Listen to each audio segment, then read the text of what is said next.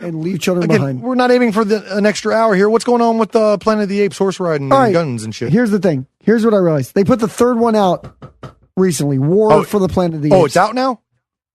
It is out now. Okay, cool. And this cements the trilogy, the prequel trilogy, for the rest of the Planet of the Apes. But there were 5 in the 60s. Count them, 5. Now, we're going to pull that Tim Burton piece of dog shit out, and we're going to say that doesn't exist. That was just a... Oh, the Mark Wahlberg one? Yeah. Yeah, that was... Throw it out. It doesn't count because it doesn't fit into canon. However, in canon, you have Rise of the Planet of the Apes, Dawn of the Planet of the Apes, War for the Planet of the Apes. And they set up the story of this a chimpanzee, the new ones, that became smart, created the simian flu. Simian flu wiped out people, made apes smarter. Apes eventually destroyed people and started taking over the world. That's the prequel setup. Now, what we forget is, like, I forgot this. The 60s Planet of the Apes have nothing to do with this kind of like medical biological experiment, which leads animals versus humans. There's a lot going on in the prequels about like the way we test on animals, the way we treat people, the way we are as humans. What are you calling the prequels? Rise, Dawn, and the new ones. Okay.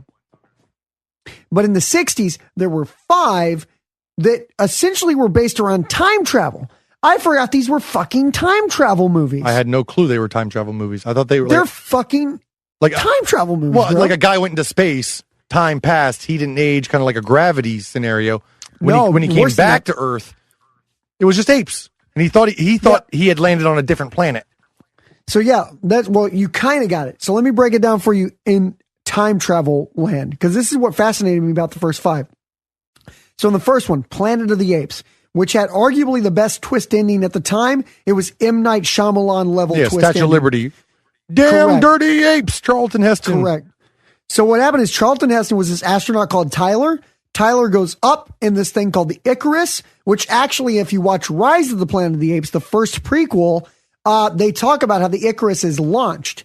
In that, there's a TV newscast talking about how Icarus has gone up into the air. I had no clue they were actually prequels. I thought you were just calling them that. Yeah, they're true prequels. So the Icarus is launched in Rise of the Planet of the Apes. But what happens is when the Icarus is launched, we come on board the original Planet of the Apes, where they've gone up into the air. And now what essentially happens, I say the air with space is probably a better way to put that. They go into cryo sleep because they're going to go to another planet. Right. But they're like going to Mars. It's like a Mars mission. Okay. But along the way, they hit a wormhole. Boom. Wormhole, fold time. They end up landing back on Earth in the year like 3060 or something.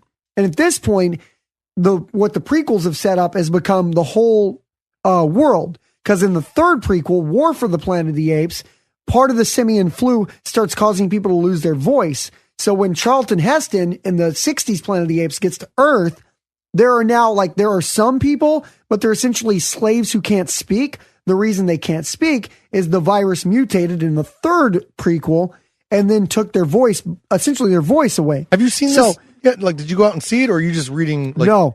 This is fucking me studying. This is me studying today. Yeah. Like it was like an instruction the most manual. important thing ever. Well, at the same time, you had plenty of responsibilities to take care of.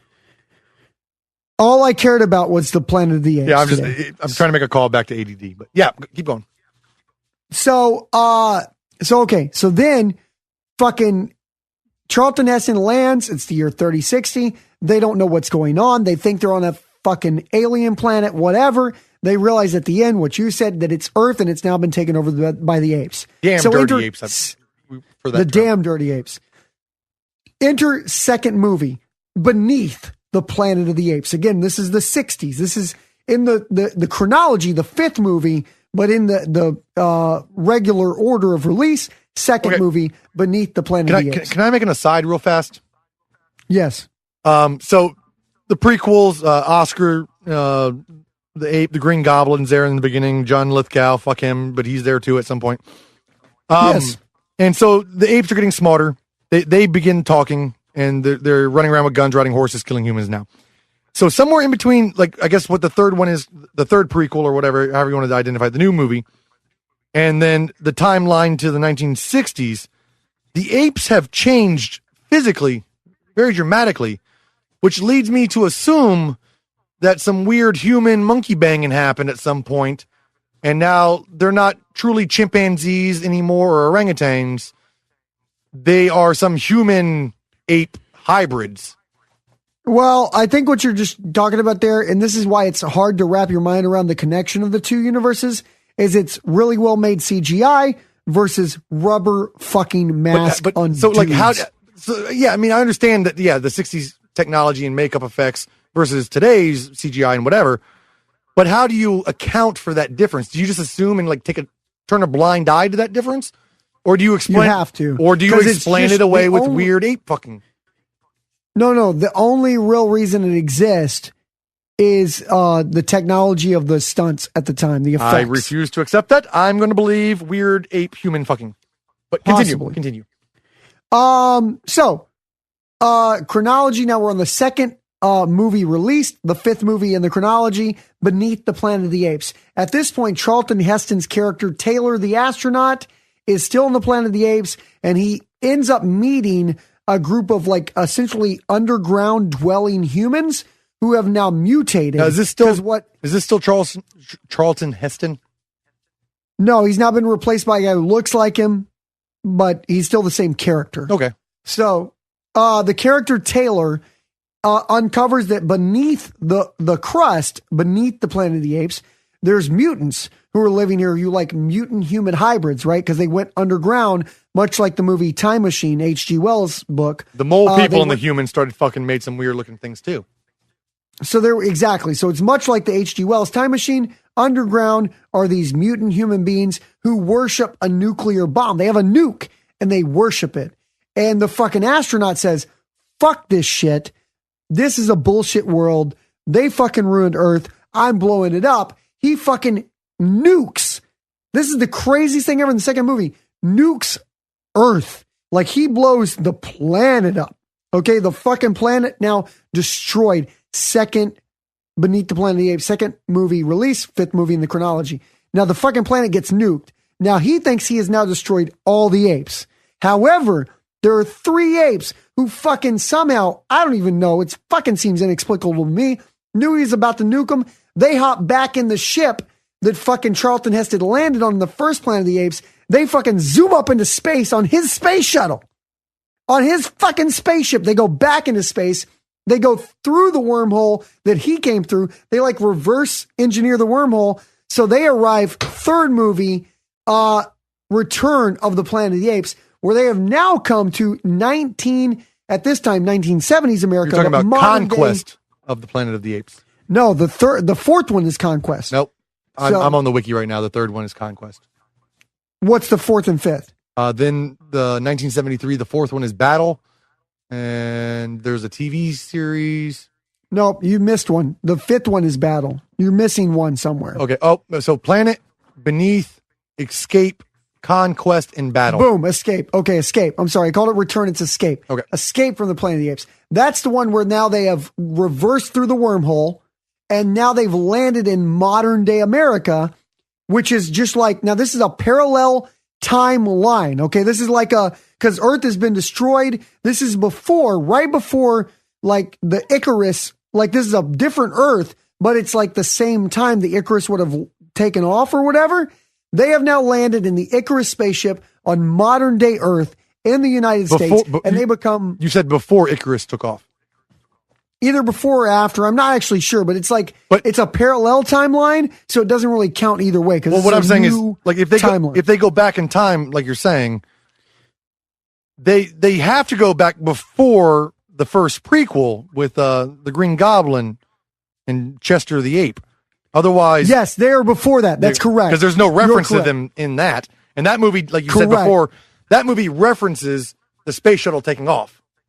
Correct. This is before the simian flu, before the Alzheimer's. This is like, so they're back at some point in American history before anything has happened. Okay. So they're back now, but they become celebrities in America because they're fucking walking, talking apes. And everyone's like, oh my God, these fucking walking, talking apes. All right. I've watched the first 2 of the new ones, or like the one with the Green Goblin and then the one with the guy that dies in every movie. Gary Oldman. Yeah, and Gary Oldman, too short. But I watched those 2, and there's no reference that, like, hey, you remember that time 10 years ago when a bunch of apes showed up and started talking? Like, hold on, dude. This is where it gets crazy. Okay. So this is what we're supposed to believe, I believe. So again, keep in mind, this is a parallel timeline. All of this would have happened after those events in a different timeline. Do you know what I'm saying? Well, no, we already established that, like, the first prequel, it has to happen prior to that. Now, it could be a parallel universe where that's what I'm saying. It's a parallel timeline. Like Doc Brown explains, where like somewhere time splits and it just changes, but like correct. That's the kind of universe Planet of the Apes exist in. That just seems like a very convenient plot device to avoid any conflict, but. I mean, it's possible, but here's why it's a parallel timeline, because you're about to get into the time looping idea, which is very interesting too.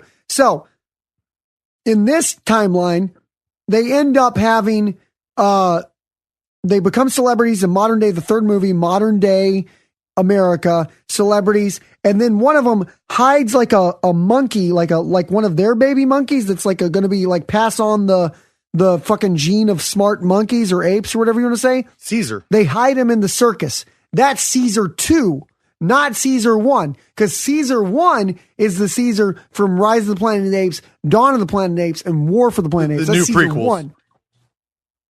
Now, this is Caesar 2, where the time looping idea comes into play. Caesar 2 is a different Caesar, but still is the Caesar that then becomes a circus monkey. But the purpose, they were like, okay, we're going to let you go into the world, and your purpose is going to be to educate other apes, teach other apes, start building the next Planet of the Apes. That's what Caesar 2 is for.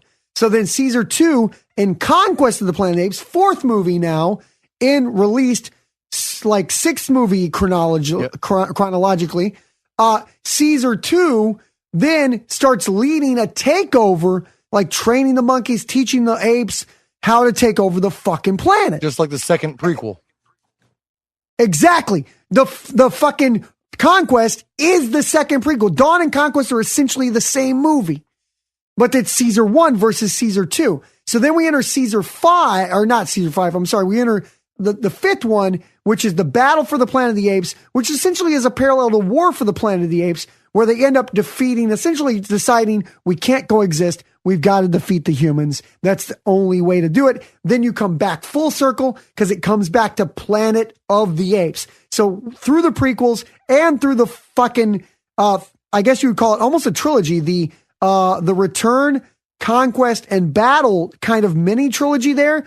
Both of them are telling the same exact fucking story, but through Caesar 1 and Caesar 2, which leads you back to Planet and Beneath, which leads you back to fucking Return or Escape or whatever you call it.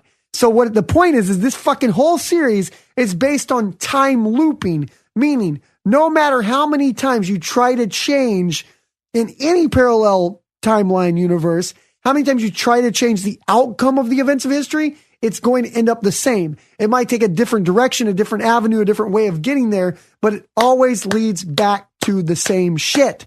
It's fucking mind-blowing. The whole thing, all movies minus the Tim Burton piece of shit, are about time looping.